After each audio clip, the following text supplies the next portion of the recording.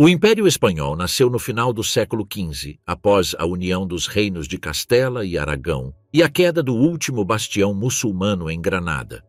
Com a descoberta da América em 1492, a Espanha iniciou uma expansão sem precedentes que a levou a estabelecer domínios na Europa, América, África e Ásia. Em poucas décadas, o país se transformou na primeira potência global, controlando vastas rotas marítimas que conectavam continentes e sustentando seu poder mediante a exploração, a conquista e o comércio transoceânico.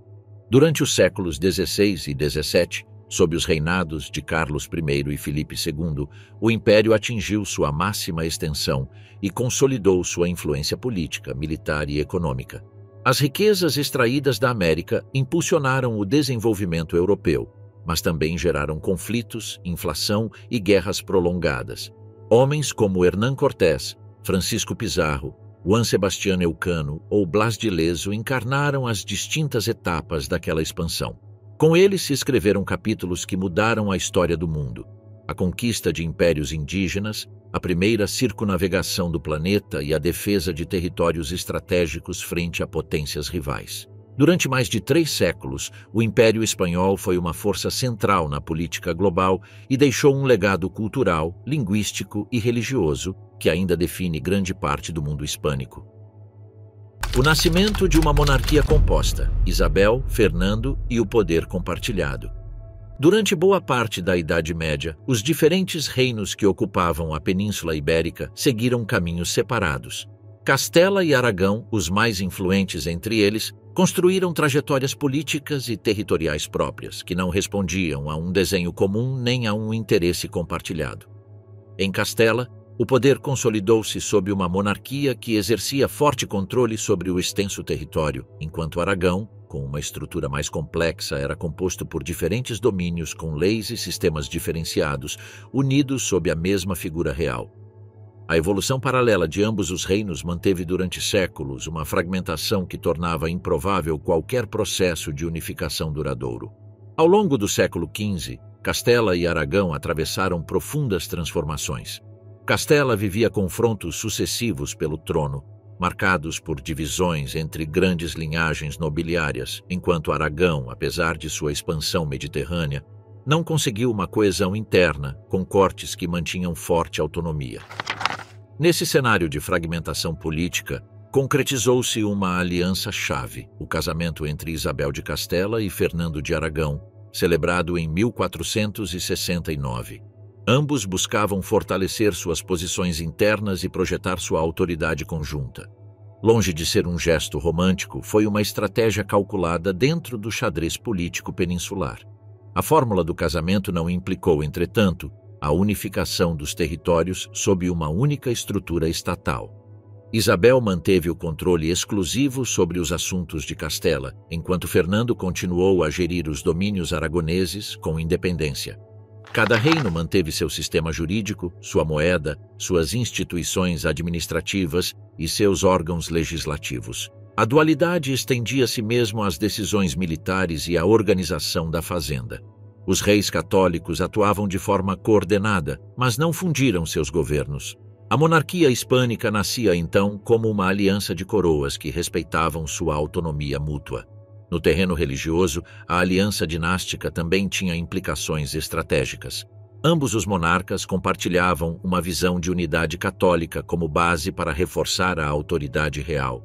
Em Castela, o controle da Igreja oferecia uma ferramenta de centralização, enquanto em Aragão procurava-se manter um equilíbrio entre o clero local e as exigências da autoridade pontifícia. Os reis católicos obtiveram do Papa o direito de nomear bispos, o que fortalecia sua influência sobre as estruturas eclesiásticas e facilitava um maior controle ideológico sobre seus súditos. A religião funcionava assim como um dos eixos de coesão entre reinos que continuavam a ser juridicamente distintos. À medida que avançava a década de 1470, Isabel conseguiu se consolidar como rainha de Castela após vencer os partidários de Joana la Beltraneja na Guerra de Sucessão. Fernando, por sua vez, assumia tarefas de governo em Castela quando necessário, embora sua autoridade não fosse reconhecida automaticamente. O casal real trabalhava em conjunto, mas cada um agia com base em seus próprios direitos. Essa fórmula híbrida, sem antecedentes equivalentes na Europa Ocidental, consolidou um modelo político no qual a colaboração não eliminava a diversidade interna. A construção de uma nova monarquia exigiu também um esforço para controlar a nobreza castelhana, que durante anos havia atuado com autonomia e acumulado poder em seus territórios. Isabel promoveu uma política de restauração da autoridade régia, que incluía a recuperação de terras cedidas à aristocracia e a reestruturação dos órgãos de governo. A criação do Conselho Real como instrumento de administração central, junto com a reorganização da justiça e da arrecadação fiscal, permitiu à coroa recuperar parte do poder que havia cedido. Em Aragão, os mecanismos eram distintos, mas o objetivo de fortalecer a posição do rei também era evidente. A figura dos corregedores, instaurados como representantes diretos do poder real nas cidades castelhanas, foi um passo-chave na articulação de um aparato administrativo funcional. Esses delegados controlavam as decisões dos conselhos urbanos e limitavam a influência das oligarquias locais. Através deles, a monarquia estendia seu alcance às zonas que antes estavam dominadas por interesses senhoriais ou corporativos. A Igreja, por sua vez, colaborava nessa tarefa, tanto na pregação quanto na educação. A união pessoal entre Isabel e Fernando oferecia, assim, uma fórmula flexível para coordenar reinos que não se fundiam legalmente, mas que compartilhavam uma direção comum em assuntos exteriores, defesa e política religiosa. A partir de 1479, quando Fernando foi reconhecido oficialmente como rei de Aragão após a morte de seu pai, o casal se tornou um símbolo de poder conjunto. Em suas moedas, documentos e brasões de armas, havia alusão à dupla coroa. A expressão Reis Católicos, concedida pelo Papa Alexandre VI, servia como marca institucional de um projeto que não rompia com a tradição medieval, mas que anunciava um novo estilo de governar. O equilíbrio entre ambas as coroas era instável e requeria ajustes constantes. Em Aragão, as cortes e foros continuavam tendo peso considerável, e qualquer tentativa de centralização encontrava resistências. Em Castela, por outro lado, o processo de afirmação do poder real avançava com maior rapidez. Essa assimetria marcaria o rumo da política peninsular durante as décadas seguintes. Não havia uma capital única, nem um sistema comum de impostos, nem uma língua oficial compartilhada. Mas havia um projeto compartilhado de expansão, consolidação e fortalecimento do poder central. O modelo dinástico resultante do casamento entre Isabel e Fernando não foi um produto de laboratório nem uma construção teórica. Foi o resultado de pactos, compromissos e negociações com as elites locais. Seu sucesso residia em sua capacidade de combinar autoridade e flexibilidade, de impor decisões sem romper os equilíbrios internos. A partir dessa base, os monarcas empreenderam campanhas militares, reformas internas e políticas de aliança externa que marcariam a história da Europa e da América nos séculos seguintes. O legado dessa união não foi uma Espanha unificada, mas uma estrutura de coroas em cooperação. Em vez de um Estado moderno, surgiu uma monarquia composta que atuava como se fosse uma unidade sem o ser juridicamente. Foi esse sistema que permitiu depois sustentar um império com presença em 4 continentes, embora seu nascimento tenha se baseado na simples decisão de 2 jovens herdeiros de somar forças frente a seus inimigos internos. Granada 1492, a queda que fechou 7 séculos de história. O Reino de Granada, desde meados do século XIII, havia permanecido como uma entidade política independente sob a autoridade dos nazaritas. Embora formalmente aceitassem a supremacia dos monarcas castelhanos, o emirado operava com plena autonomia e havia sobrevivido por meio de uma combinação de diplomacia, tributo e alianças. Essa frágil estabilidade manteve-se durante gerações, enquanto o resto da península avançava rumo à unificação cristã. Ao longo do século XV, as tensões entre Granada e Castela intensificaram-se. Durante esse período, as disputas internas dentro do reino nazarita tornaram-se constantes, com confrontos entre diferentes aspirantes ao trono. Essas divisões internas enfraqueciam o emirado, ao mesmo tempo em que os reis católicos consolidavam seu poder e estendiam seu controle sobre os territórios castelhanos e aragoneses. Foi em 1482 que se iniciou a ofensiva final. A guerra começou com a tomada de Alhama, uma praça fortificada na fronteira, capturada pelos castelhanos após uma ofensiva surpresa. Esse fato marcou o ponto sem retorno no conflito. A partir de então, a campanha militar avançou com uma estratégia meticulosa, dirigida pela coroa e apoiada por uma poderosa estrutura logística que incluía recursos materiais, reforços e apoio eclesiástico. Os confrontos foram constantes ao longo da década seguinte. A tomada de cidades-chave como Ronda, Loja e Málaga evidenciou o progresso das tropas cristãs, que pouco a pouco foram cercando o núcleo granadino. A resistência muçulmana, embora férrea em alguns setores, não conseguiu frear o avanço. As divisões internas entre os partidários do sultão Boabdil, seu tio El Zagal e outros líderes enfraqueceram ainda mais a capacidade defensiva do emirado. A cidade de Málaga, com seu porto estratégico, caiu em 1487 após um cerco que envolveu um grande despliegue de recursos e tropas. Esse fato representou um golpe decisivo, pois Granada perdia sua conexão marítima mais importante. Posteriormente, renderam-se Baza e Guadix, cidades-chave para a defesa do interior.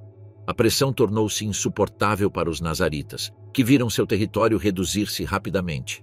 Durante os últimos meses de 1491, as forças castelhanas estabeleceram um cerco completo em torno de Granada.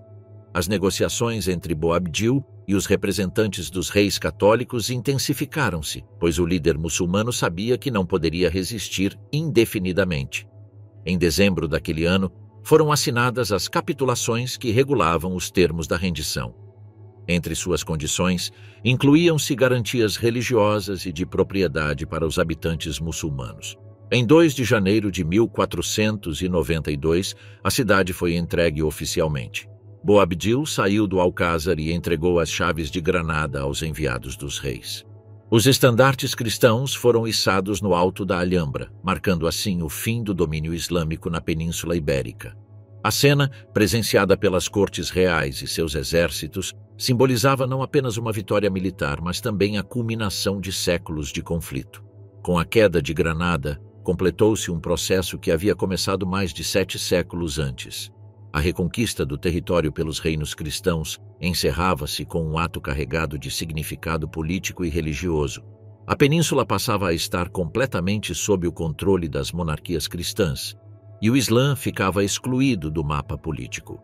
O acordo assinado entre os reis católicos e Boabdil incluía cláusulas que garantiam o respeito à religião, às propriedades e aos costumes dos muçulmanos que decidissem permanecer. No entanto, com o passar dos anos, essas promessas foram enfraquecendo. Em 1499 começaram as primeiras pressões para forçar conversões, o que gerou rebeliões como a das Alpujarras.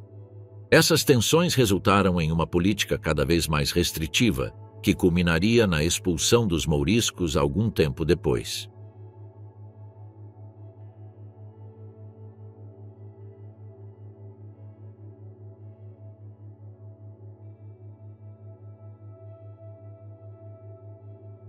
A campanha granadina, ao contrário de outras guerras anteriores, foi dirigida diretamente pelos monarcas.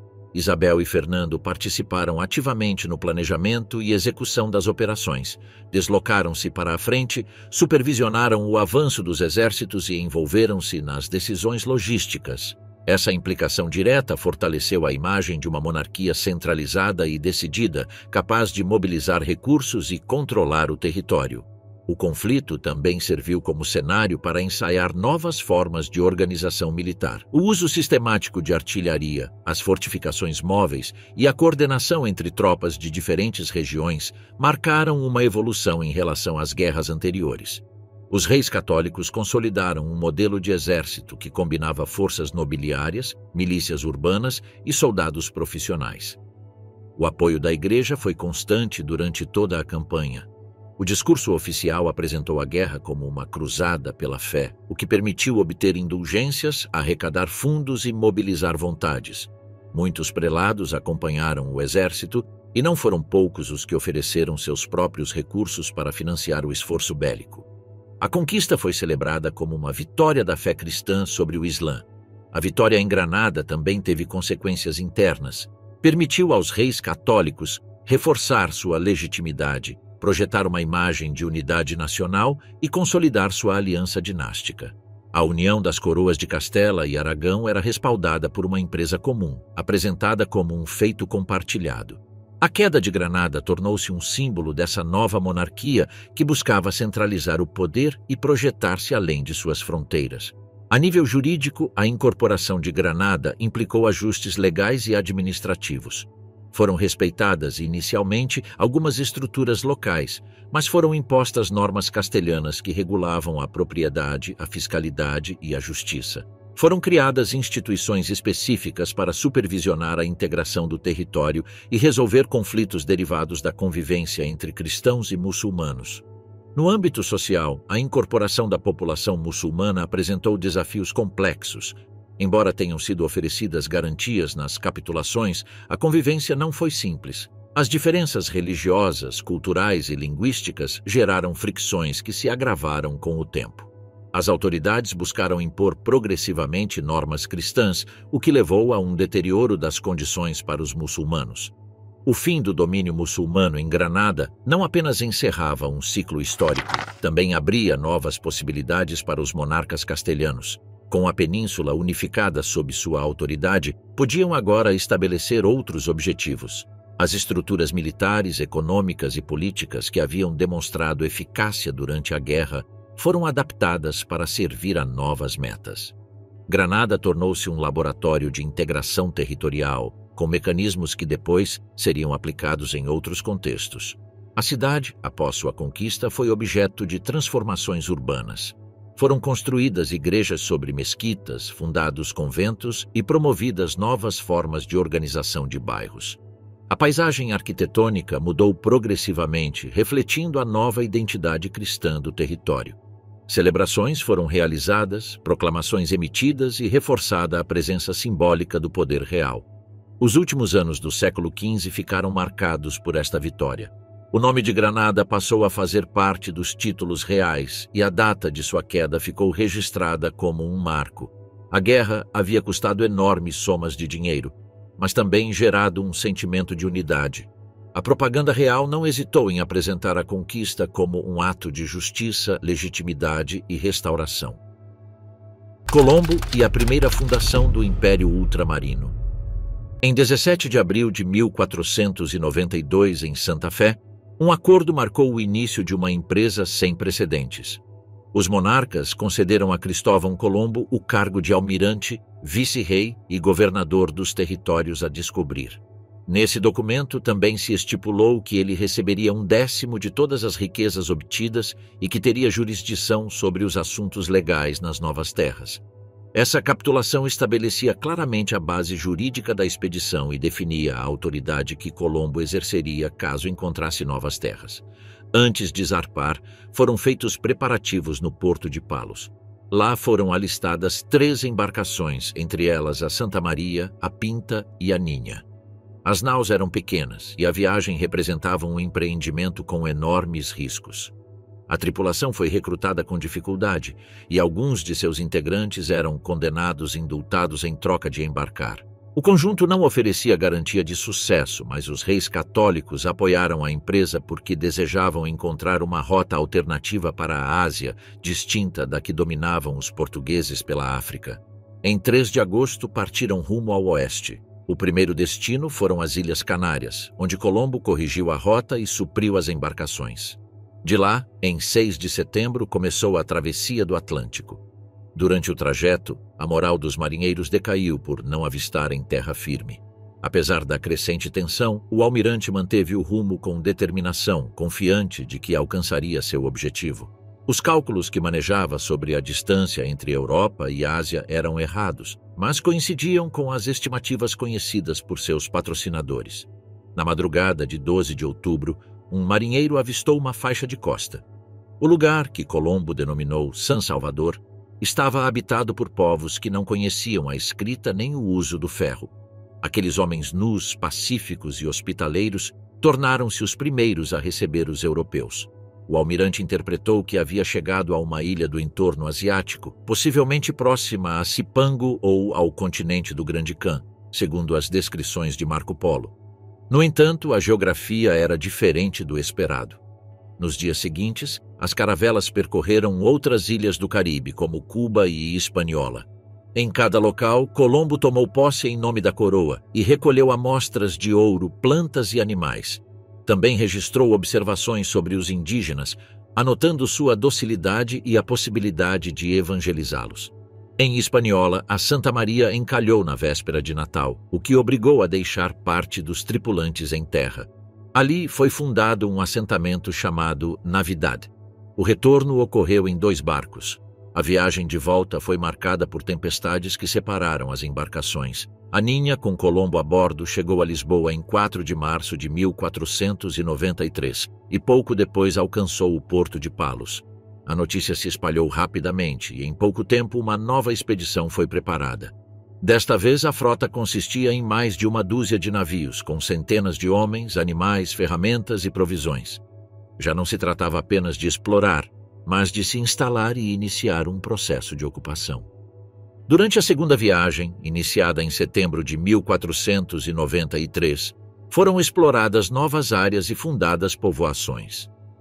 Colombo, no entanto, encontrou dificuldades para manter o controle dos colonos e administrar os territórios. As tensões com os homens sob seu comando aumentaram e as disputas pela divisão do ouro e pelo tratamento dos indígenas geraram conflitos. Apesar de sua autoridade estar respaldada pelas capitulações, os problemas internos enfraqueceram sua posição. Nos anos seguintes, os reis enviaram inspetores e representantes com autoridade para revisar a gestão do almirante. As denúncias de abusos, desorganização e arbitrariedade provocaram a destituição de Colombo em 1500. Embora tenha mantido o título de almirante, foi proibido de continuar governando. O controle efetivo passou para as mãos de funcionários enviados da Castela, o que deu início a uma administração colonial mais estável. Enquanto isso, outros navegadores começaram a percorrer as costas recém-descobertas. Alguns deles, como Américo Vespúcio, elaboraram descrições detalhadas que permitiram compreender que aquelas terras não faziam parte da Ásia, mas pertenciam a um continente desconhecido. Esse erro inicial, sustentado durante anos pelo próprio Colombo, foi se dissipando com os novos dados coletados em viagens posteriores. Os mapas geográficos foram corrigidos e a noção de um novo mundo começou a se impor. O impulso que permitiu essas expedições surgiu em um contexto específico. A unidade territorial alcançada pelos reis católicos e a experiência prévia de conflitos com povos não cristãos ofereceram uma base ideológica e militar que facilitou a projeção para o exterior. O aparato administrativo e o modelo de conquista usados na península foram adaptados às novas circunstâncias. Assim, a expansão ultramarina não surgiu de forma isolada, mas como parte de uma evolução prévia. A partir de 1493, o Vaticano interveio para mediar entre Castela e Portugal. Por meio da bula Intercaetera e do Tratado de Tordesilhas, foram estabelecidos limites entre as áreas que corresponderiam a cada potência. Embora os acordos fossem produto de negociações entre ambas as coroas, contaram com a aprovação papal. Essa delimitação teve consequências duradouras, pois definiu os espaços de influência na América e em outros territórios por descobrir. As primeiras estruturas coloniais surgiram rapidamente. As Ilhas das Antilhas funcionaram como base de operações e ensaio para futuras campanhas em terra firme. A partir delas, organizavam-se expedições, instalavam-se governos locais e iniciava-se a distribuição de terras e indígenas. A implementação do sistema de encomiendas, em que os colonos recebiam grupos de nativos em troca de proteção e evangelização, tornou-se um elemento-chave do modelo colonial inicial. Embora Colombo tenha realizado mais 2 viagens, sua influência foi diminuindo. Na terceira, enfrentou rebeliões internas e na quarta, já sem autoridade política, apenas foi permitido explorar. Morreu em 1506, sem saber que havia chegado a um continente novo. No entanto, sua empreitada foi o ponto de partida para uma transformação global que alterou o equilíbrio entre continentes, culturas e economias. O que começou como uma busca por rotas comerciais transformou-se em uma rede de domínio que se estenderia por séculos. Nos primeiros anos do século XVI, a coroa consolidou sua presença no Caribe e começou a planejar a expansão continental. As notícias sobre riquezas no interior, junto com as disputas entre conquistadores, impulsionaram a marcha para novos territórios. Do ponto de vista político, econômico e religioso, os reinos ibéricos já estavam decididos a se projetar além do oceano, com um modelo que combinava conquista, colonização e evangelização sob o amparo da monarquia. A figura de Colombo foi interpretada de forma ambígua. Para alguns, foi um visionário que abriu novas rotas. Para outros, sua administração caótica e suas decisões arbitrárias geraram numerosos problemas. O certo é que sua primeira viagem, iniciada em 1492, foi o ato inaugural de uma era em que a Europa passou a ter presença ativa em quase todos os continentes. A empreitada, que começou com incerteza, transformou-se no núcleo de um processo de expansão sem precedentes. Impérios derrubados, o avanço de Cortés e Pizarro. Os barcos chegaram à costa enquanto os habitantes observavam sem saber o que aconteceria. Embora já tivessem visto navios estrangeiros, estes traziam cavalos, armas, cães treinados e homens determinados a avançar. Cortés desembarcou em Veracruz e buscou apoio entre os inimigos dos mexicas. Em Tlaxcala, encontrou combate, mas conseguiu um pacto que lhe permitiu continuar em direção ao Planalto. Em Tenochtitlan, Moctezuma recebia avisos e oferendas. Falava-se de sinais no céu, templos que queimavam sem razão e trovões sem chuva. Os sacerdotes não podiam explicar nada. A população se dividia entre a guerra e a cautela. Em Cholula, os espanhóis acusaram os nobres de traição e realizaram um ataque. Casas e templos foram arrasados, o medo se espalhou e o caminho ficou livre. Ao chegar à capital, foram recebidos com honras. Moctezuma os hospedou no palácio de Axayácatl sob estrita vigilância. Logo a tensão aumentou. Cortés ordenou prender o imperador, que continuou agindo como governante, embora sem liberdade. Desde o recinto, os espanhóis exigiram ouro, estatuetas e objetos que fundiam e enviavam. Enquanto isso, Alvarado, responsável, atacou durante uma cerimônia no Templo Maior. Os dançantes foram assassinados, e o povo respondeu com violência. Ao retornar, Cortés encontrou a cidade cercada. Fizeram Moctezuma falar, mas ele foi ferido e morreu dias depois. A saída ocorreu à noite. Muitos caíram nos canais ou foram capturados. Apesar das perdas, Cortés escapou com parte de suas tropas, reorganizou suas forças e obteve novos aliados. O cerco a Tenochtitlan durou semanas. A resistência foi enfraquecendo por fome e doenças. As canoas atacavam, as pontes eram destruídas e reconstruídas diariamente. Finalmente, a cidade caiu. O domínio mexica desapareceu. Nos Andes, Pizarro avançava com menos de 200 homens. O Império Inca estava enfraquecido por uma guerra entre Atahualpa e Huáscar. Com o exército dividido, os espanhóis encontraram um terreno favorável.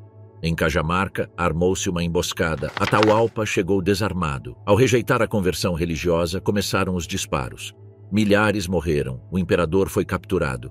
Durante seu cativeiro, ofereceu um grande resgate. Foi entregue, mas não respeitado. Atahualpa foi executado. Enquanto as crônicas europeias falavam de conspiração, os relatos andinos falavam de traição. A resistência se dispersou em diferentes regiões. Cusco foi tomada após combates duros. Parte da elite colaborou, outros fugiram. Os templos foram saqueados, as múmias reais destruídas e a praça principal ocupada. A partir dali, os conquistadores organizaram novas campanhas.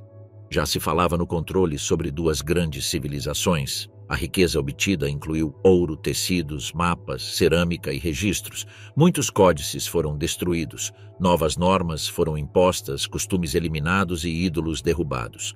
Alguns textos indígenas relatam o ocorrido como uma perda irreparável. Templos em ruínas, símbolos destruídos, figuras religiosas arrastadas.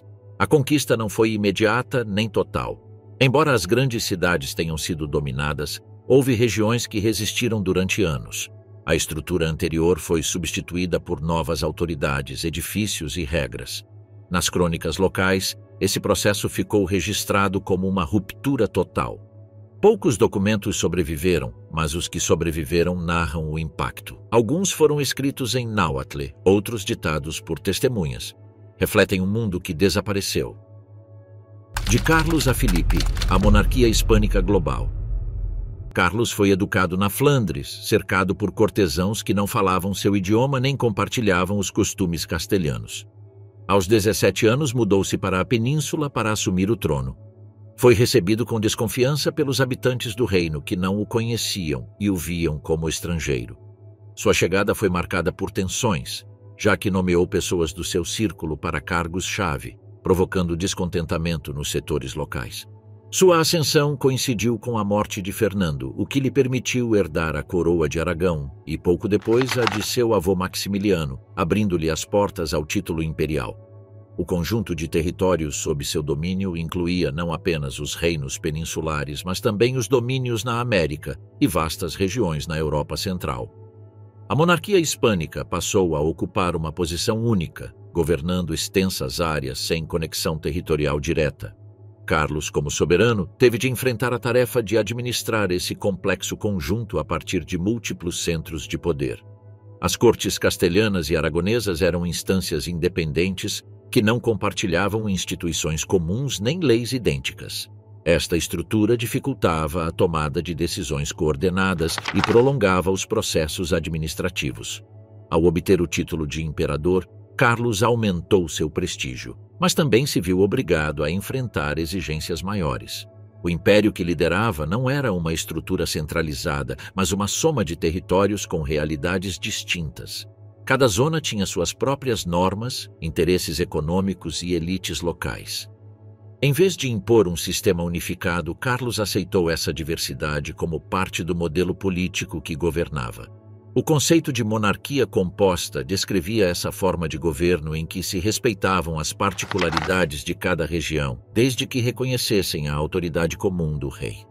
Durante seu reinado, a administração real experimentou transformações significativas. Foram criados organismos específicos para atender aos assuntos americanos e fortalecidos os conselhos territoriais. O Conselho das Índias foi estabelecido para supervisionar os territórios do outro lado do Atlântico, enquanto os conselhos de Castela, Aragão, Itália e outros assumiram funções em suas respectivas áreas. Essa organização permitiu manter certa coordenação sem eliminar as diferenças locais.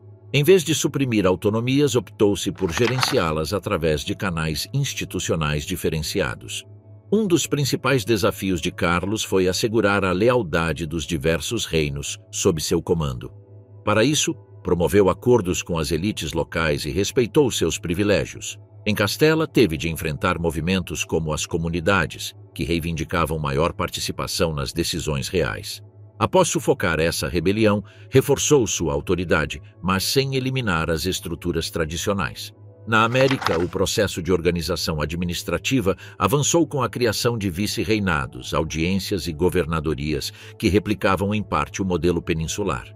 Na Europa, a presença de territórios sob domínio espanhol estendia-se pela Itália, pelos Países Baixos e parte da Europa Central.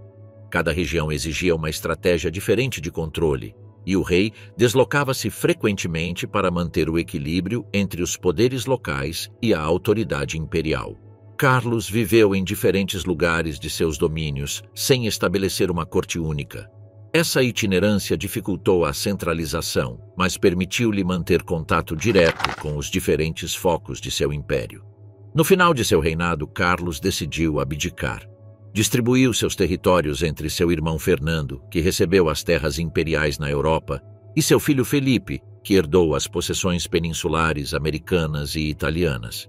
Essa divisão consolidou uma nova configuração na qual Felipe se tornou o principal gestor dos territórios da monarquia espanhola. Embora a unidade imperial tenha desaparecido, a estrutura política de seus reinos permaneceu em pé.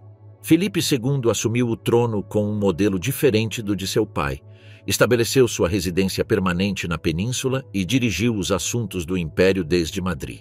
Fundou um sistema de governo que girava em torno do despacho de documentos, com uma rede de secretários, escrivães e conselheiros que centralizavam a informação.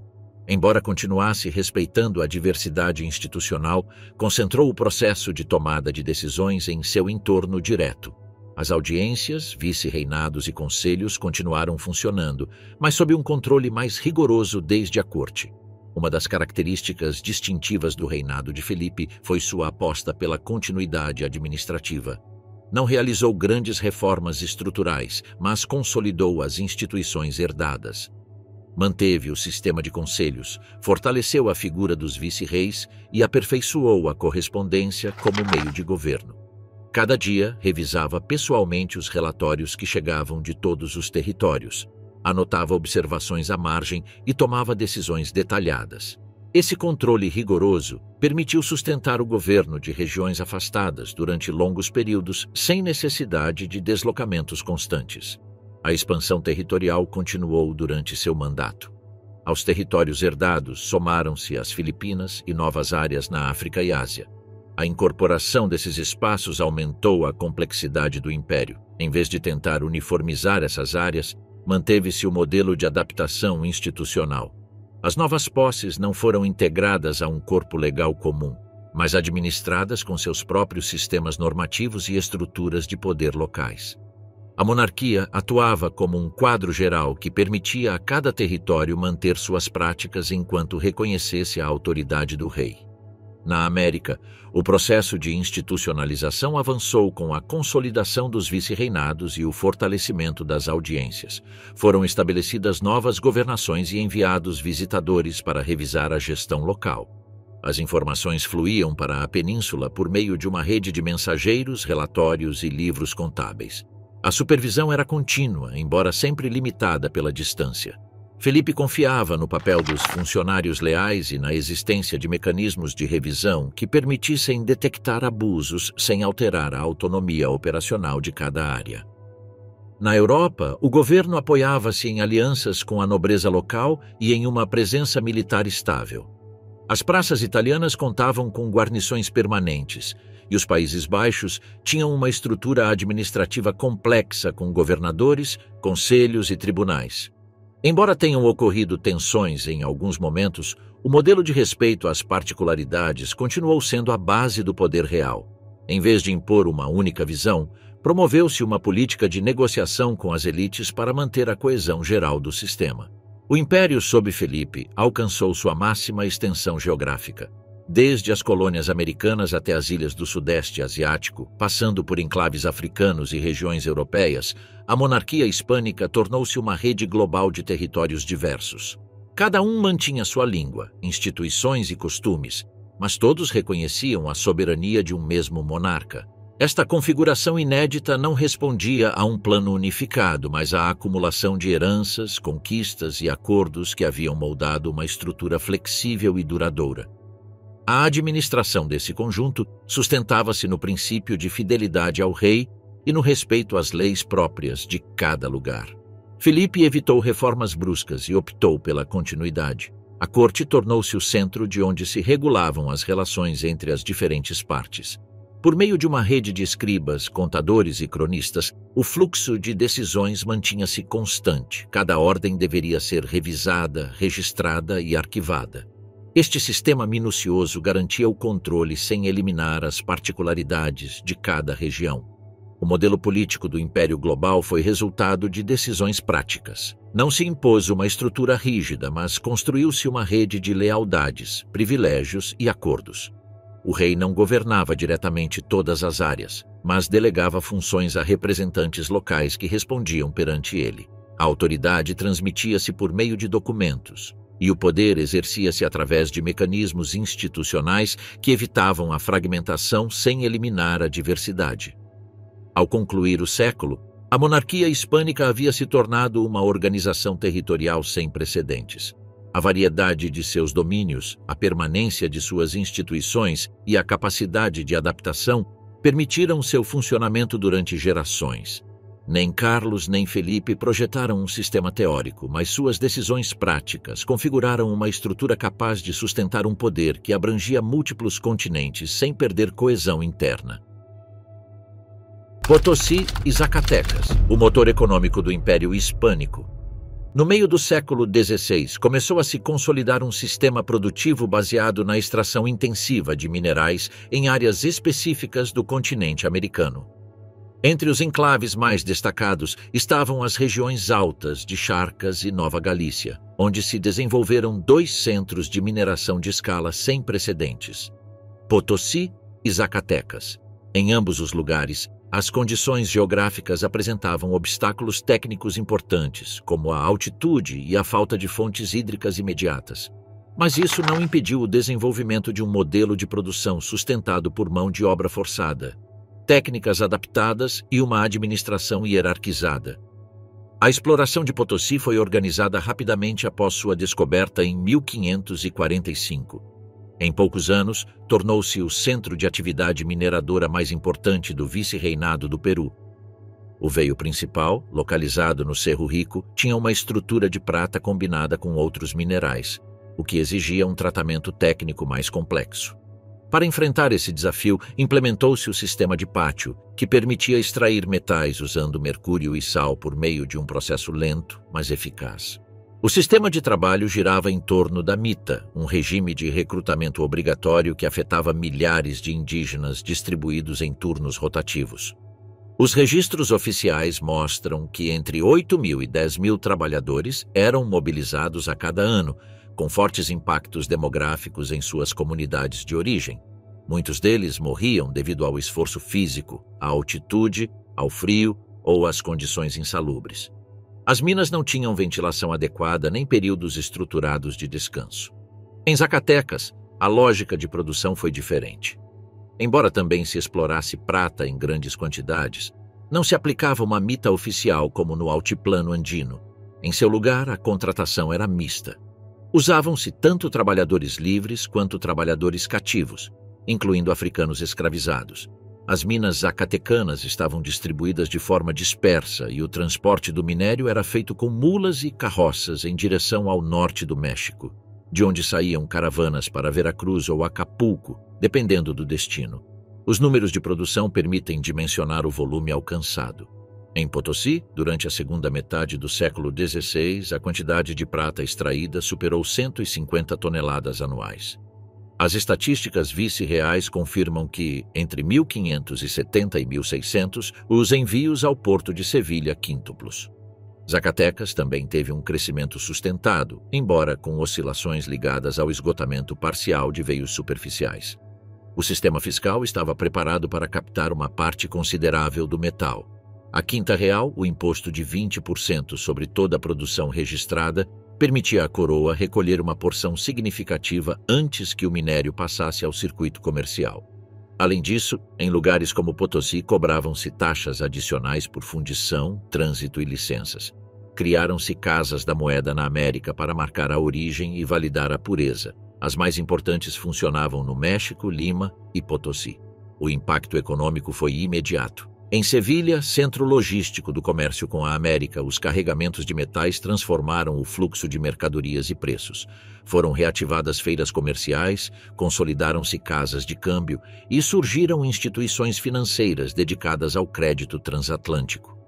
A chegada regular de prata favoreceu a circulação monetária em toda a Europa, mas também desencadeou processos inflacionários em diversos territórios. Segundo os registros do século XVI, os preços em Castela começaram a subir rapidamente.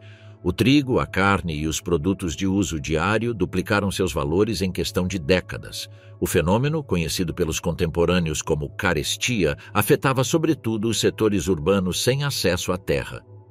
Embora os salários tenham aumentado em algumas cidades, não conseguiram cobrir a alta generalizada. Economistas europeus da época, como Jean Bodin, tentaram explicar o fenômeno e atribuíram a inflação à entrada maciça de metais do outro lado do oceano. Essa relação foi discutida em diferentes tratados, mas permanecia como uma hipótese amplamente compartilhada por autoridades e cronistas. As crônicas da época coincidem em destacar como a chegada de navios carregados alterava os valores locais quase imediatamente. O transporte do metal exigia uma logística organizada. Dos centros de mineração, a prata era transportada em barras ou lingotes até pontos de embarque como Portobelo ou Veracruz. Nesses lugares, organizavam-se as frotas sob vigilância militar. A cada ano, partiam navios escoltados por galeões armados com destino à Península Ibérica. Os arquivos navais conservam os detalhes de carga. Os registros oficiais do Conselho das Índias documentam como, entre 1560 e 1640, chegaram pelo menos 180 frotas com cargas importantes. Nem todo o metal era da coroa. Comerciantes privados, credores e autoridades coloniais também remetiam prata. Em muitos casos, ocultavam quantidades para evitar impostos. As inspeções descobriram contrabando em baús, falsificação de selos e redes de evasão fiscal entre os próprios funcionários. A expansão da economia monetária refletiu-se em toda a Europa. Países como França, Itália e Países Baixos começaram a receber metais indiretamente através do comércio com Castela. Importavam-se produtos têxteis, armas, papel, óleo e outros bens, pagos com prata americana. Dessa forma, o fluxo de riqueza estendia-se além do controle direto da coroa. Na América, as consequências foram múltiplas. Fortaleceram-se cidades próximas aos depósitos minerais, como Sucre ou Guanajuato. O crescimento urbano respondia à demanda por insumos, serviços e administração. Aumentaram as casas de comércio, as oficinas de impressão e os tribunais. Os caminhos reais consolidaram-se para assegurar o trânsito do mineral. Construíram-se pontes, estações e armazéns com participação das autoridades locais. As minas exigiam tecnologia adaptada. Em Potosí, introduziram-se moinhos de água para triturar o mineral antes do tratamento com mercúrio. As rodas hidráulicas, calhas e tanques exigiam investimentos importantes. A coroa concedia licenças, empréstimos e isenções a quem se comprometesse a manter a produção. As fundições, chamadas engenhos, eram espaços com dezenas de trabalhadores organizados em turnos. Em Zacatecas, as técnicas variavam conforme a veia mineral. Em algumas áreas, usava-se fogo para quebrar rochas duras. Em outras, recorriam a explosivos primitivos. As condições de trabalho continuavam extremas. O calor, a poeira e os acidentes eram frequentes. Os trabalhadores viviam em assentamentos improvisados, sem serviços básicos. Os registros eclesiásticos mencionam doenças respiratórias, mortes prematuras e migrações forçadas. A riqueza gerada também serviu para pagar dívidas da monarquia com banqueiros europeus. Famílias como os Fugger ou os Welser participaram de acordos financeiros vinculados ao fornecimento de prata. Usavam-se contratos assinados em Antuérpia ou Gênova e eram entregues garantias sobre remessas futuras. Essa prática transformou o metal em um instrumento de crédito internacional. Os preços do mercúrio, necessário para o sistema de pátio, estavam controlados a partir de Almadén, em Castela. A exportação desse insumo era monopólio estatal. As remessas saíam com destino a Lima ou Veracruz, de onde eram transportadas para os centros de mineração. O mercúrio também era armazenado em depósitos vigiados, sob controle de funcionários enviados da península. Durante décadas, a economia americana girou em torno do ritmo da produção mineral. As decisões sobre impostos, licenças e transporte ajustavam-se conforme o rendimento de cada região. As autoridades coloniais monitoravam os volumes extraídos, os preços locais e os relatórios de contrabando. Criaram-se mecanismos legais para regular a propriedade das veias, os arrendamentos e os litígios entre proprietários. Ao final do século XVI, a abundância de prata havia transformado os equilíbrios econômicos em escala global. O mundo começou a conectar-se através de rotas comerciais, onde o metal americano circulava rapidamente. Essa circulação mudou não apenas os mercados, mas também as formas de controle, crédito e fiscalização que marcaram a ordem econômica dos séculos seguintes. Cruz e cultura, evangelização, mestiçagem e o século de ouro. Os evangelizadores chegaram à América com a tarefa de converter as comunidades indígenas ao cristianismo. Nas primeiras etapas, os religiosos insistiram em suprimir qualquer manifestação de crenças locais. A doutrina cristã devia ser aceita sem condições, e os rituais autóctones eram substituídos por práticas católicas. O batismo era obrigatório, e sua ausência era considerada rebeldia. Os missionários aprenderam línguas nativas com o objetivo de impor a mensagem evangélica, mas também usaram essas línguas para censurar comportamentos. Tudo aquilo que não se encaixava na fé importada era qualificado como idolatria. À medida que as conversões avançavam, alguns religiosos compreenderam que a rejeição absoluta não garantia resultados duradouros. Em vez de eliminar tudo o que era pré-colombiano, optaram por adaptá-lo. Os cantos locais foram transformados em hinos religiosos. Algumas festas se transformaram em celebrações cristãs. As imagens de santos eram apresentadas com traços que lembravam divindades indígenas. Essas modificações buscavam facilitar a aceitação do novo credo sem gerar rupturas abruptas. A instrução religiosa incluía teatro, canções e representações visuais para reforçar os ensinamentos. Os conventos se tornaram centros de doutrinação. As confissões públicas eram utilizadas para expor publicamente aqueles que não seguiam a doutrina. Esperava-se que os convertidos adotassem não apenas a fé, mas também os costumes hispânicos. O controle não se limitava ao espiritual. Também intervinha na organização familiar, na alimentação e na forma de vestir.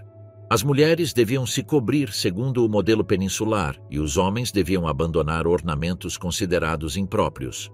Os missionários promoveram casamentos sob normas cristãs, anulando vínculos pré-existentes.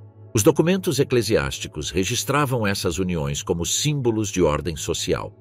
Alguns religiosos viam a sexualidade indígena como desordenada e a intervenção se justificava como reforma moral. O controle eclesial se estendia aos nascimentos, batismos e enterros. Em todas essas etapas era imposta uma estrutura definida pela Igreja. O que não estava registrado em seus livros não era reconhecido como válido. A instrução religiosa começava desde a infância e era obrigatória. As crianças frequentavam escolas onde lhes ensinavam orações, catecismos e mandamentos que deviam memorizar sistematicamente.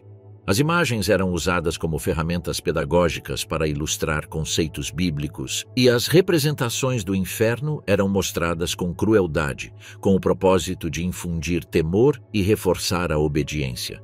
O aprendizado baseava-se na repetição constante de orações, e os castigos eram aceitos como métodos válidos de correção. O objetivo final era moldar indivíduos submissos à autoridade cristã, completamente integrados na ordem moral imposta pela Igreja. A população local não apenas era convertida, também era classificada. A administração colonial e a Igreja elaboraram sistemas para identificar graus de mestiçagem.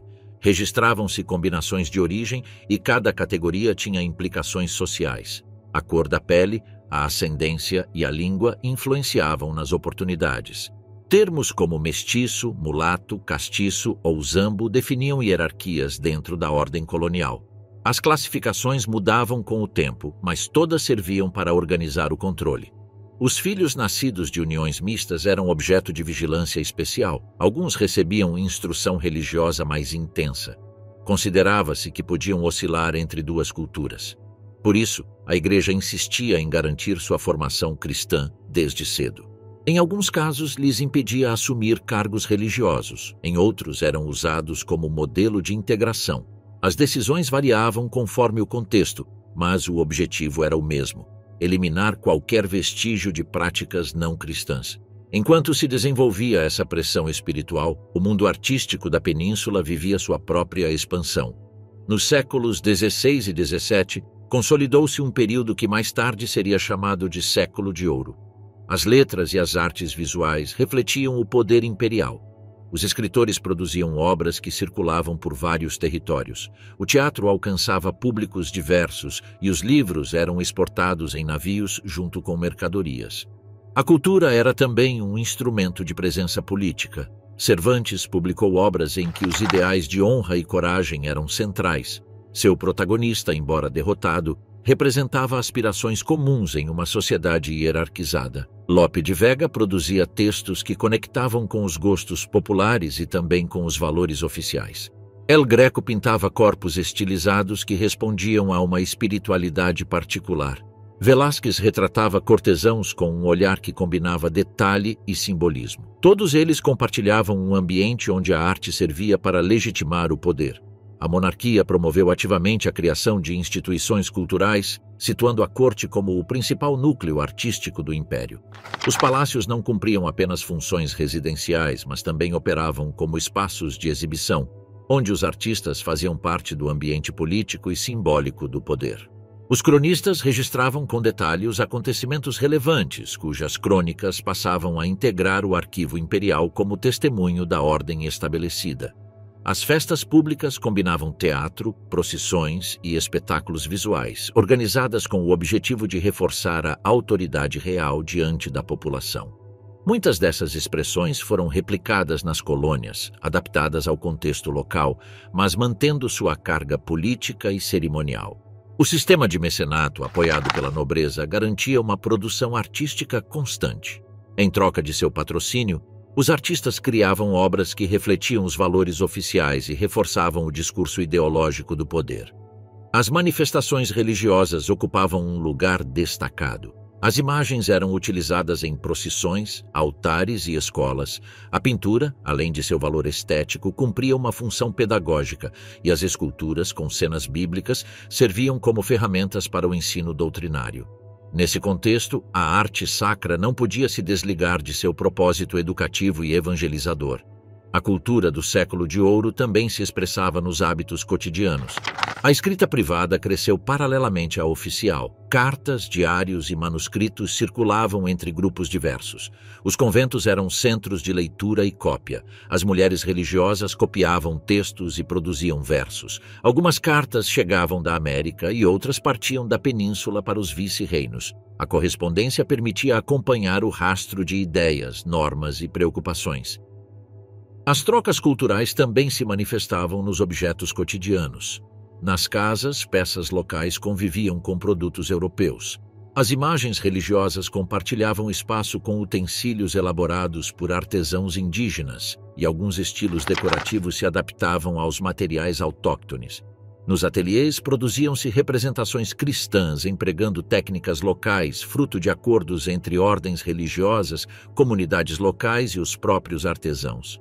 Essas adaptações não eram espontâneas, mas resultado de negociações complexas, e cada peça revelava uma camada do mestiço cultural que muitas vezes não ficava registrada nos textos escritos. Em meio a esse processo surgiam tensões entre o oficial e o popular. As normas ditadas pelos centros de poder nem sempre eram seguidas à risca, e algumas comunidades reinterpretavam os símbolos impostos. Figuras de santos se associavam a antigos poderes. Os rituais mantinham gestos pré-cristãos, mesmo quando realizados dentro das igrejas. E as canções religiosas incorporavam melodias tradicionais. Até mesmo as danças aprovadas pela igreja se entrelaçavam com movimentos herdados de outras práticas. O século de ouro não foi apenas um tempo de esplendor artístico, mas também de censura sistemática. Os livros passavam por filtros prévios antes de circular, e os autores deviam evitar temas que pudessem ser considerados inconvenientes. Muitas obras eram corrigidas conforme as normas impostas pelas autoridades. Em algumas ocasiões, mesmo após publicadas, eram proibidas ou modificadas. Essa vigilância não se limitava à literatura. Também atingia o teatro, a pintura e as celebrações públicas, regulando cada manifestação cultural de acordo com seu grau de alinhamento com a ideologia imperial. A evangelização e a arte circulavam juntas por mais de um século. Ambas faziam parte do mesmo programa de controle. A imposição da cruz não se separava da difusão de imagens, palavras e sons que estruturavam uma nova ordem simbólica. As palavras do catecismo e as cenas teatrais se reforçavam mutuamente. As imagens eram parte da mensagem tanto quanto os sermões. O resultado foi uma rede extensa que organizou a vida cotidiana em nome da fé e do império. Guerras e derrotas. O preço da hegemonia.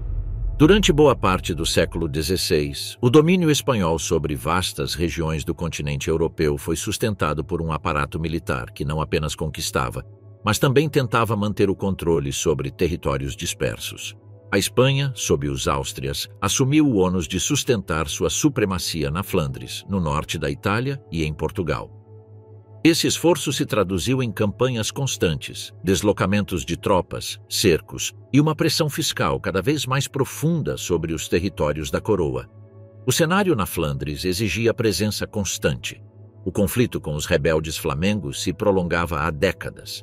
A monarquia espanhola enviava soldados, mas também dinheiro e navios, em uma guerra que drenava recursos sem conseguir uma vitória definitiva.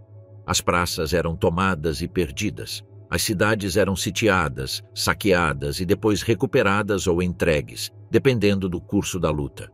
Manter essa estrutura bélica exigia uma rede logística transnacional, envolvendo portos italianos, banqueiros genoveses e contingentes alemães ou napolitanos. A unidade política que sustentava esse esforço bélico era frágil, e seus custos eram cada vez mais evidentes. Paralelamente, o controle sobre a Itália era mantido, embora não sem atritos. A presença militar em Milão, Nápoles e Sicília era firme, mas baseava-se em alianças locais, acordos forçados e uma diplomacia permanente para evitar levantes. No caso de Portugal, a anexação após a morte do rei Sebastião e o curto reinado de Henrique permitiu a Filipe II incorporar a coroa lusitana em 1580. Isso estendeu a hegemonia espanhola ao âmbito atlântico e ao comércio global, mas também aumentou as tensões. Portugal tinha suas próprias estruturas, sua própria rede colonial e seus inimigos. Integrar toda essa estrutura dentro do aparato hispânico implicou um esforço financeiro e político enorme, que nem sempre foi aceito sem resistência. Esse contexto de guerras em múltiplas frentes levou a um ponto crítico quando a Espanha decidiu enfrentar diretamente a Inglaterra. Filipe II, convencido de que o apoio inglês aos rebeldes flamengos deveria terminar, desenhou um plano de invasão que unisse uma força naval procedente de Lisboa com tropas da Flandres. O objetivo era claro: ocupar o sul da Inglaterra e forçar a queda do governo de Isabel. O projeto foi batizado de Empresa da Inglaterra e requeria uma coordenação milimétrica entre os navios que zarpariam da Península Ibérica e as unidades terrestres que esperavam na costa flamenga. A organização da armada não foi simples. Muitos dos navios haviam sido improvisados. Alguns eram galés adaptadas para o Atlântico, outros transportes comerciais reforçados com canhões. A frota incluía mais de 130 embarcações, uma mistura de galeões, urcas e navios menores. O comando foi confiado ao Duque de Medina Sidônia, um nobre respeitado, mas sem experiência naval. Ainda assim, a frota partiu de Lisboa no verão de 1588 com milhares de marinheiros, soldados e provisões. A ordem era reunir-se com as tropas de Alessandro Farnese nos Países Baixos e cruzar o canal em bloco para iniciar o desembarque. Desde o início, contratempos surgiram. As tempestades dispersaram parte dos navios e complicaram a navegação. Ao chegar ao Canal da Mancha, a frota espanhola se encontrou com uma resistência inglesa muito mais organizada do que o esperado. Os comandantes britânicos Francis Drake, Charles Howard e John Hawkins evitaram o combate frontal. Preferiram manter a distância e atacar de forma intermitente, desgastando as embarcações inimigas com fogo de artilharia à distância. Os navios ingleses eram mais manobráveis, com melhor capacidade de fogo. As formações espanholas, por outro lado, eram lentas e pouco eficazes em uma batalha de desgaste. Durante vários dias, sucederam-se escaramuças, e quando a armada tentou reorganizar-se em Calais, foi atacada por navios incendiários lançados durante a noite, o que provocou pânico e quebrou a ordem da frota. A conexão com as tropas de Farnésio nunca se conseguiu, e os ventos e as correntes obrigaram a armada a continuar para o norte, contornando a Escócia e a Irlanda em condições extremas. A falta de suprimentos, as tempestades e os naufrágios transformaram a retirada numa catástrofe. Apenas uma parte dos navios conseguiu regressar a portos espanhóis, enquanto milhares de homens morreram no percurso por fome, doenças ou acidentes no mar. No interior do Império, os efeitos desta derrota acumularam-se rapidamente. A pressão fiscal sobre Castela aumentou com a imposição de novos impostos destinados a sustentar o esforço bélico, enquanto a nobreza reclamava privilégios, mas evitava contribuir com recursos, e os protestos das cidades eram ignorados. O sistema sustentava-se com uma administração cada vez mais burocrática e uma economia frágil, dependente do ouro e da prata da América. Cada novo conflito requeria uma emissão de dívida, e embora os banqueiros estrangeiros continuassem a financiar a coroa, faziam-no em troca de altos juros e concessões políticas. O declínio não foi imediato, mas o ponto de ruptura já se tinha produzido. As frentes abertas na Europa não se fecharam. Os conflitos com a Inglaterra continuaram durante décadas, assim como as guerras no norte. A presença espanhola em Itália manteve-se, embora com tensões constantes. Portugal, que tinha sido integrado no aparelho imperial, começou a mostrar sinais de desgaste. A unificação dos impérios ibéricos revelou-se mais custosa do que benéfica a longo prazo. No plano militar, a lição foi clara.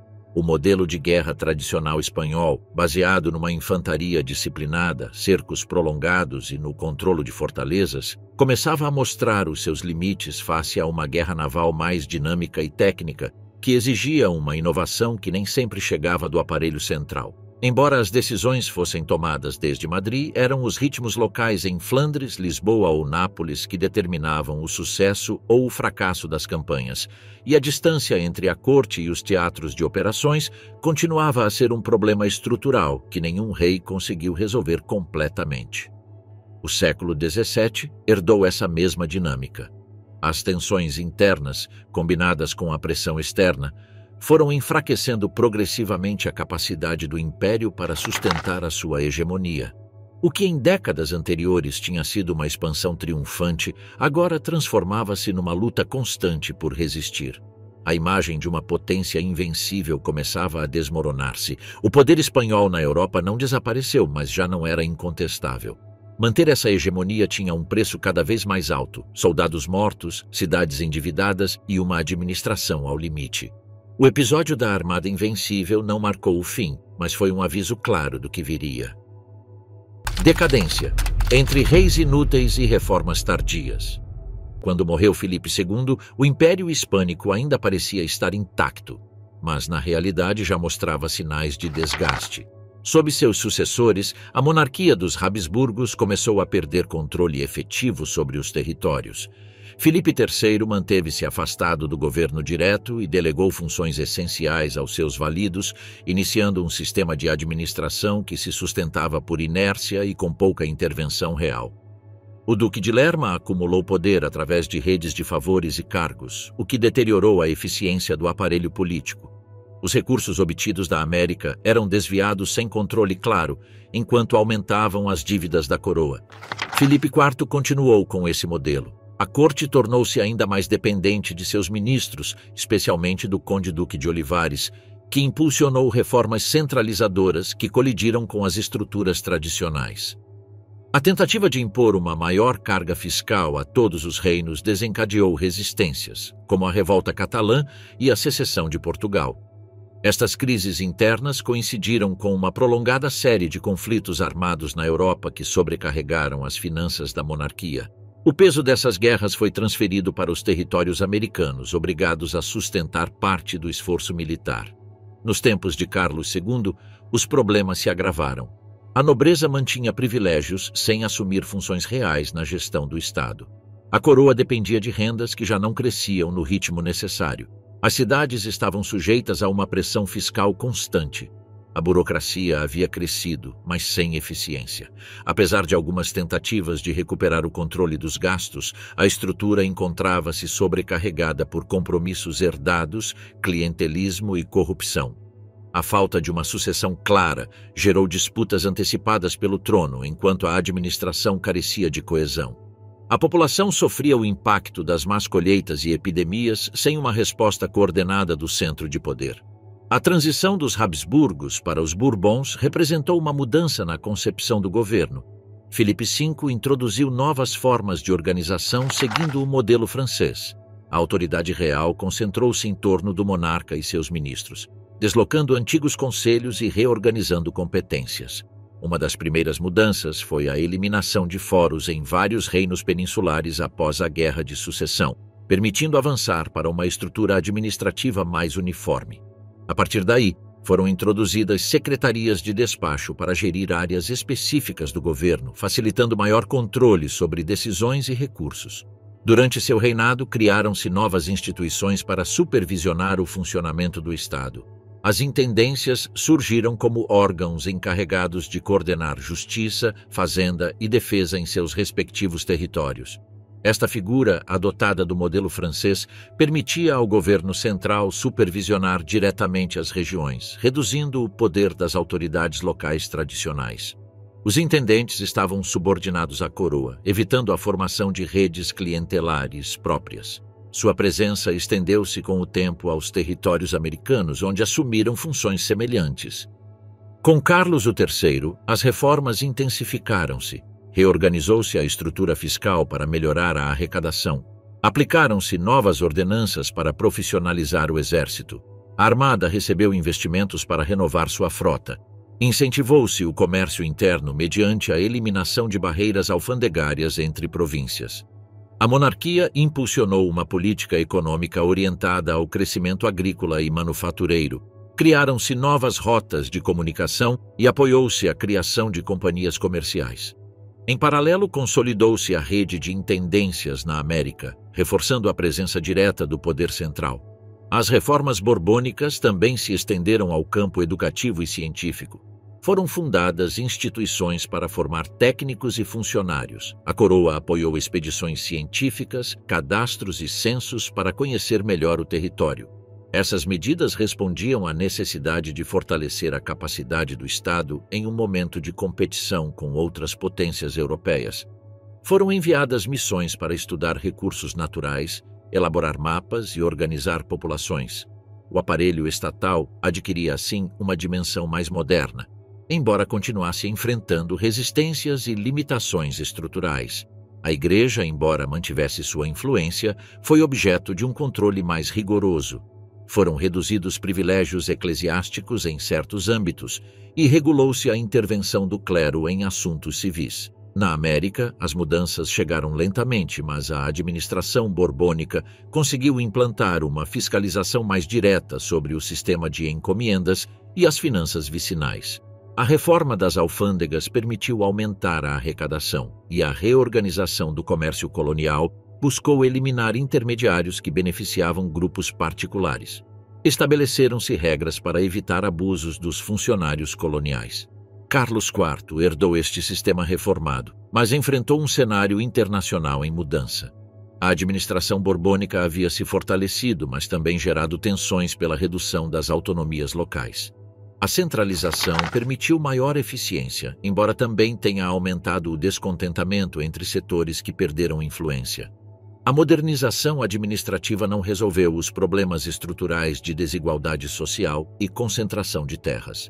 A pressão fiscal continuava recaindo sobre as camadas populares, enquanto a nobreza conservava privilégios sem contribuir proporcionalmente para o sustento do Estado.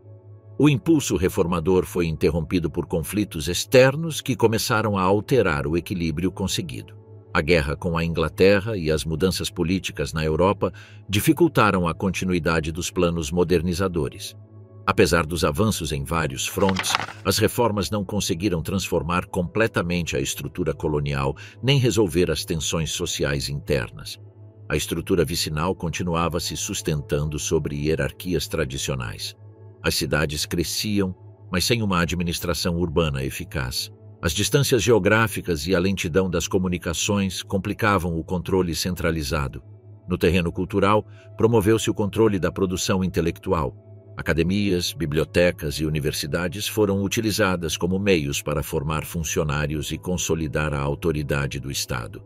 Limitaram-se as expressões que questionassem a ordem política.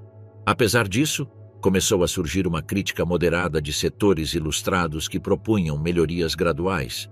Essa corrente não atingiu níveis de radicalização política, mas lançou as bases para futuros questionamentos. A administração foi obrigada a responder com censura, embora mantendo certos espaços de debate. Nesse contexto, o aparelho estatal borbônico alcançou um grau de profissionalização que não se havia visto durante o período dos Áustrias. A figura do burocrata preparado, submetido a normas e procedimentos, substituiu o sistema baseado em favores e lealdades pessoais. A seleção de funcionários começou a se vincular às suas capacidades, ao menos em teoria, e foram introduzidas auditorias e visitas de inspeção para controlar abusos. Os arquivos deixaram de ser simples depósitos de documentos e passaram a se tornar ferramentas ativas de gestão e fiscalização. Assim, a lógica administrativa foi transformando-se de reativa em proativa. No entanto, a fragmentação interna do império e a diversidade de interesses regionais continuavam sendo obstáculos para aplicar essas reformas de maneira uniforme. Apesar dos avanços em distintos frontes, o império permanecia vulnerável. A forte dependência dos recursos coloniais, um sistema fiscal insuficiente para cobrir os gastos estatais e uma rede comercial concentrada em poucos atores continuavam condicionando seu funcionamento. As reformas tentaram amenizar essas distorções, mas sem alterar os fundamentos econômicos que as sustentavam. A monarquia conservava sua legitimidade formal, embora sua capacidade de adaptação fosse cada vez mais limitada diante das mudanças que se gestavam tanto dentro quanto fora de seus domínios. Da rebelião à nação, o fim do Império Espanhol na América. O cenário começou a mudar lentamente. No final do século XVIII, alguns setores das colônias americanas já mostravam sinais de descontentamento. Em várias cidades do continente, grupos crioulos começavam a rejeitar o controle exclusivo dos peninsulares sobre os altos cargos civis e militares. A distância entre os nascidos na América e os que vinham da Espanha tornava-se cada vez mais visível nas instituições, no comércio e na administração. Essa tensão ainda não significava uma ruptura, mas anunciava que a estrutura imperial começava a mostrar fissuras internas. O contexto internacional foi chave. Em 1789, eclodiu a Revolução Francesa, e com ela chegaram novas ideias políticas que atravessaram o Atlântico. A noção de soberania popular, os direitos do cidadão e a rejeição à monarquia absoluta passaram a fazer parte do debate em setores ilustrados da América. Alguns liam panfletos em voz baixa, outros discutiam-nos em reuniões privadas. Embora não se proclamassem abertamente revolucionários, esses crioulos ilustrados observavam atentamente as mudanças na Europa. Paralelamente, as autoridades coloniais reforçavam o controle sobre as impressoras e as redes de comunicação. As ideias iluministas não eram bem-vindas nos círculos do poder viceregal. Os textos que falavam de repúblicas, igualdade ou liberdade eram perseguidos pelas autoridades espanholas, que consideravam tudo aquilo uma ameaça direta à ordem estabelecida. Apesar dos esforços para contê-las, as ideias continuaram a se infiltrar através de livros, cartas e viajantes. A invasão napoleônica de 1808 mudou tudo. Quando Napoleão obrigou Fernando VII a abdicar e colocou seu irmão José Bonaparte no trono espanhol, surgiu na América um vazio de poder. Já não estava claro quem deveria governar. Em muitas cidades do continente começaram a organizar-se cabildos abertos. Estes não eram instituições novas, mas assumiram um papel diferente. Proclamaram-se representantes legítimos da soberania popular diante da ausência do monarca. Em lugares como Caracas, Bogotá, Buenos Aires e Santiago do Chile, as juntas locais formaram-se alegando fidelidade ao rei cativo, embora na prática estivessem iniciando um processo de autonomia.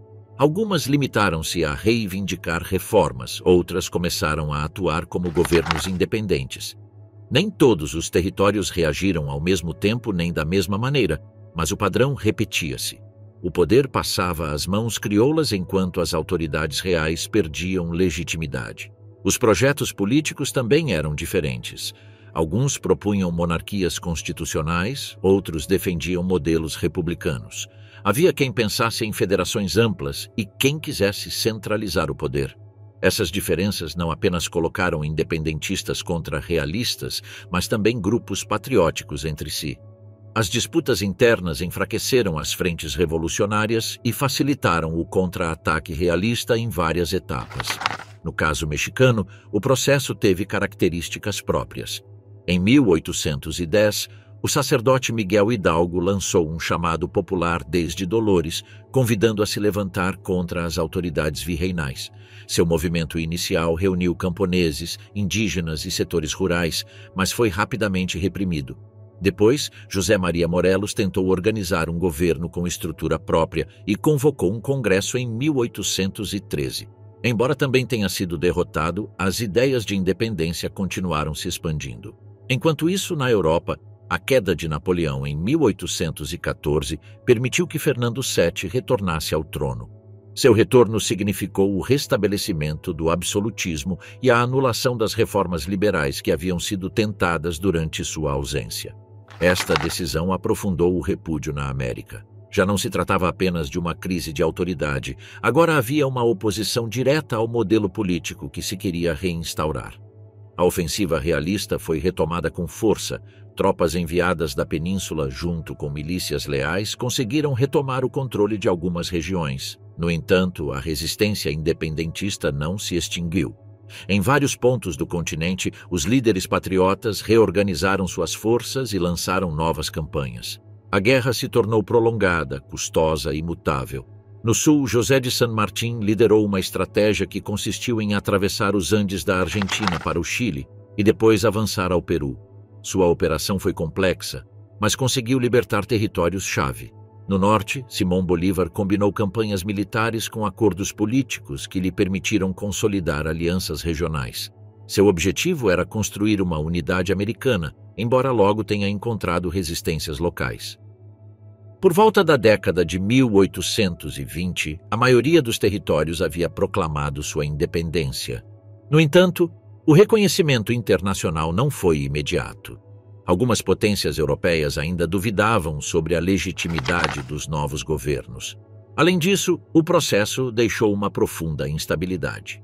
As guerras destruíram boa parte da infraestrutura colonial, geraram tensões sociais e provocaram confrontos entre antigos aliados. Em muitos casos, os novos estados surgiram sem uma estrutura clara de governo. As constituições eram redigidas e reformadas com frequência. Os líderes militares adquiriram poder em contextos de vazio institucional. Alguns tentaram impor centralismo, outros defenderam a autonomia regional. Os conflitos não se encerraram após a ruptura com a Espanha, mas se deslocaram para o interior dos países recém-formados. O legado do processo independentista foi complexo. Por um lado, significou o desaparecimento do domínio imperial espanhol na América continental. Por outro, deixou sociedades divididas, economias enfraquecidas e estruturas políticas instáveis. A aspiração inicial de unidade se diluiu diante da força dos interesses locais e das lideranças fragmentadas. Alguns territórios ficaram ligados a dinâmicas externas. A necessidade de reconhecimento diplomático levou a buscar alianças com novas potências. As relações comerciais se redirecionaram para outros mercados. Em poucos anos, o vínculo com a metrópole foi substituído por novas dependências econômicas e geopolíticas. A independência não foi produto de um único momento nem de uma vontade única. Foi o resultado de múltiplos fatores acumulados ao longo do tempo: uma administração central distante, reformas impostas de fora, uma estrutura social desigual e uma série de guerras que terminaram por romper os vínculos coloniais. Para a Espanha, o século XIX começou com a perda progressiva de suas possessões americanas. Em menos de 3 décadas, desapareceu o núcleo imperial que havia definido seu poder durante séculos. Embora tenha tentado manter o controle em algumas regiões, os processos de emancipação foram irreversíveis. Na América Latina, a criação dos novos estados marcou o início de uma etapa diferente. Os ideais de liberdade e soberania coexistiram com as dificuldades para consolidar sistemas estáveis. O fim do domínio espanhol não trouxe imediatamente prosperidade nem ordem, mas abriu o caminho para uma história própria, marcada por tensões internas, buscas de identidade e transformações políticas que continuaram durante todo o século XIX.